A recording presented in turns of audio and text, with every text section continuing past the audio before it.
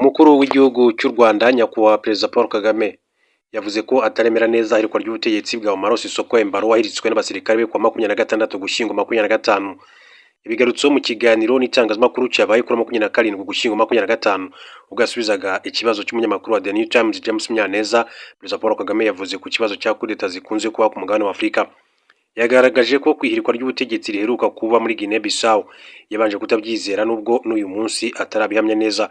Ati ubwo numvaga ibijyanye na kudeta muri Guinea Bissau n'ubu ntabwo nzi icyabaye, nkibyumva nagize ngo umuntu bwe yikoreye kudeta, nicyo cya mbere ati cyanjemo. Ntabwo natekereje ko ari kudeta nyayo iri kuba, n'ubu ndacyakeneye ikindi gihe cyo kubinyemeza. Perezida Paul Kagame yavuze ko muri Afurika rero bishoboka ko hazabaho kudeta nyinshi cyane. Yerekanye ko akenshi irikwa ry'ubutegetsi riba ahantu usanga n'ubundi hari ikibazo cyakabaye cyarakemuwe na mbere. Ati nemera ko aho kudeta ziri kuba haba hari ikintu kitagenda neza kiri kuba. Ushobora kandi gukeka, ushobora gusoma inkuru ukabishima, ariko niba habayeho rero guhirika ubutegetsi ati byashoboka ko nibura hejuru 90% hari ikibazo abantu batavugaho rumwe. Yavuze ko igiteye impungenge ari uko aho guhirika ubutegetsi biri kuba aho ibihugu byo mu burengerazuba bikunze rero gushyira igitutu ku bindi bimaze igihe rero bishimagiza imiyoborere n'abayobozi.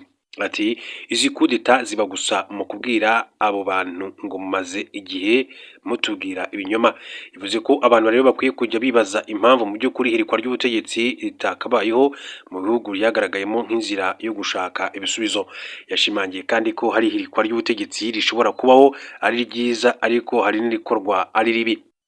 Ati hari ihirikwa ry'ubutegetsi ryiza hari n'iribi. Hashobora kuba kudeta y'umuntu wiremereza akumva ko kubera ko afite imbunda ashobora guhirika ubutegetsi, iyo ni mbi. Ariko niba umuntu cyangwa se itsinda ry'abantu rivuze ngo birahagije, uyu muntu yaratubeshye, ari gukora ibi mu kwigwizaho imitungo, ari kutwiba, ntabwo yakomeza kubibona, ni ukutunyunyuza inzira iyo ari yo yose ati babikoramo, ntekereza ko nta kibazo nabigiraho. Icyo ni umukuru w'igihugu cy'u Rwanda Perezida Paul Kagame. Yavuze ko ariko bikwiye kujyana n'uko uwahiritse ubutegetsi akwiye gukora ibishoboka byose, gukora ibitandukanye n'ibyo abo yahiritse ku butegetsi bakoraga mu rwego rwo kugaragaza impinduka, bityo ari ryo hirikwa ry'ubutegetsi ryiza. Mu minsi ishize mu bihugu nka Kenya, Madagascar, Tanzania n'ahandi ku isi urubyiruko rwakunze kwirara mu mihanda nk'uburyo bwo kwamagana ibitagenda. Perezida Kagame yaruvuzeho agaragaza ko hari n'ababikora batari mu kuri, ariko ko hakenewe ko n'urubyiruko ruhabwa umwanya wo kugira uruhare mu miyoborere ya Afurika.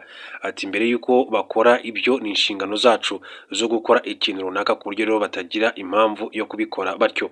Yemeje kandi ko hari uburyo ibintu bikwiye gukorwa binyuze mu nzira y'ibiganiro bigamije gukemura ikibazo igihugu runaka gifite, kandi ko buri gihugu usanga gifite ibibazo runaka ndetse n'abaturage bashobora kuba rero batabona ibyo bifuza uko babikeneye, ariko ari inshingano z'abayobozi gusobanura ibintu uko byakabaye rero kandi binyuze mu mucyo. Akaba rero ari umukuru w'igihugu cy'u Rwanda yakomeje kugenda abigarukaho muri rusange. Hanyuma uyu mugabo wahiritse ubutegetsi muri Guinea Bissau yitwa General Hortan Tam, yagizwe perezida w'inzibacyuho wa Guinea Bissau nyuma yaho Umaro Sissoco Embalo akuwe ku butegetsi kwa 26 Ugushyingo 2025.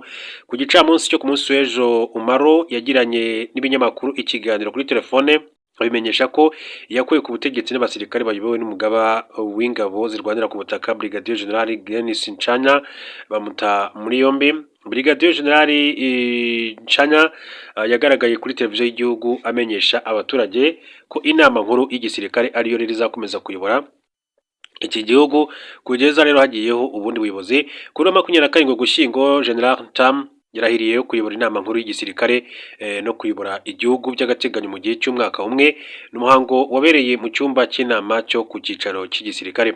Radio mpuzamahanga ya Faransa yatangaje ko Umaro agifungiwe ku cyicaro cy'ingabo za Guinea Bissau, kandi ko rero abakuru b'ibihugu byo mu karere bari gukora ibishoboka kugira ngo rero ajyanwe ahantu heza. Umuryango w'ibihugu byo mu karere k'Afurika y'Iburengerazuba CEDEAO n'umuryango wa Afurika yunze ubumwe African Union yamaganye kudeta yakorewe Umaro Sissoco Embalo, ishimangira ko ari igikorwa kinyuranyije n'amategeko. Iyi kudeta rero yabayeho nyuma y'iminsi 3 habaye amatora y'umukuru w'igihugu, aho Umaro Sisoko Embalo yemezaga ko yatsinze ku majwi 35% komisiyo y'igihugu y'amatora yateganyaga kandi gutangaza ibyavuye muri aya matora ku 27 Ugushyingo, ariko ubwo nyine ntabwo bigishobotse. Ntabwo bigishobotse rwose ko aya matora ko hatangazwa nyine watsinze amatora muri iki gihugu cya Guinea Bissau. Duhindure ingingo gato tuve kuri uyu musirikare, hanyuma mbabwire ko Perezida Kagame kandi yavuze ko kuba u Rwanda rugiye guhagarika gukorana na Arsenal binyuze muri Visit Rwanda nta bihuriye n'igitutu cy'abanyaburayi ndetse na Repubulika ya Demokarasi ya Kongo. Muri uku kwezi nibwo urwego rw'igihugu rw'iterambere RDB ruherutse gutangaza ko kubwumvikana amasezerano rwafitanye na Arsenal binyuze muri Visit Rwanda azarangira muri Kamena 2026. Ku munsi w'ejo rero umukuru w'igihugu cy'u Rwanda yasobanuye uko byagenze kugira ngo aya masezerano abe atazongerwa. Yabanje kugaragaza ko yishimiye kuba Arsenal yaraye ibonye insinzi ku mukino w'umunsi wa gatanu wa UEFA Champions League igatsinda Bayern Munich ibitego bigera kuri 3-1. Yakomerejeho asobanura ko ikibazo cy'abanyaburayi batifuriza neza u Rwanda atari cyo cyatumye rero imikoranire ihagarara, uko amasezerano y'ubucuruzi ahagarara ku bwumvikane bw'ayagiranye kandi ko bitamubuza rero gukomeza gukunda ikipe ya Arsenal. Ati imyaka 8 si igihe gito ndakeka mubyumva, ariko turacyafite Atletico Madrid, dufite Paris Saint-Germain kandi na amakipe y'Iburayi.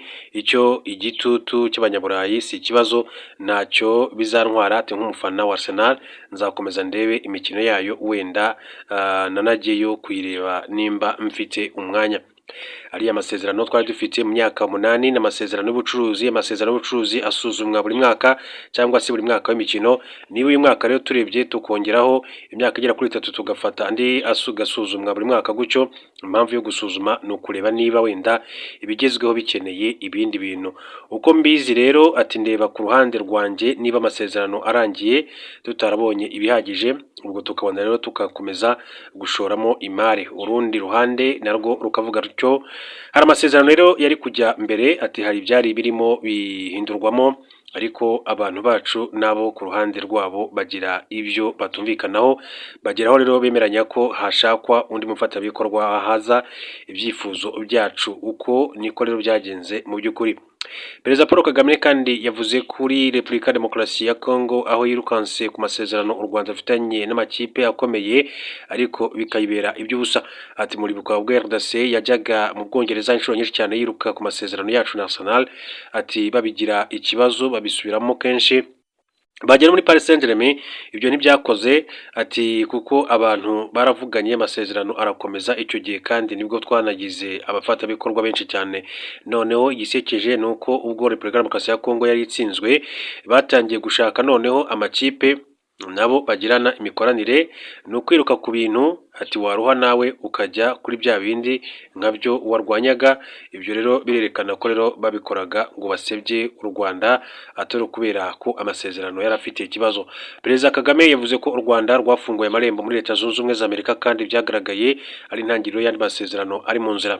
Niba imikoranire na Arsenal yaranze, ni amahirwe yo gufata aya mafaranga kuko n'ubucuruzi tukayashora ahandi. Ati mwarabibonye ko twagiye muri Leta Zunze Ubumwe za Amerika tukagirana amasezerano meza n'amakipe yo muri NFL ndetse na NBA kandi n'andi menshi cyane azaza.